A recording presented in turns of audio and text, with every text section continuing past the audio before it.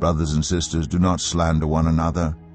Anyone who speaks against a brother or sister or judges them speaks against the law and judges it. When you judge the law, you are not keeping it, but sitting in judgment on it.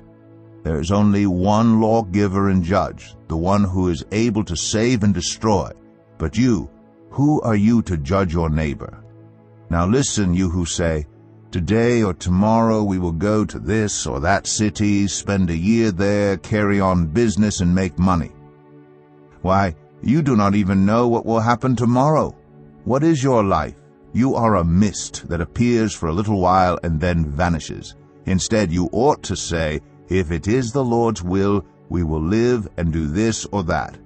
As it is, you boast in your arrogant schemes. All such boasting is evil. If anyone then knows the good they ought to do and doesn't do it, it is sin for them.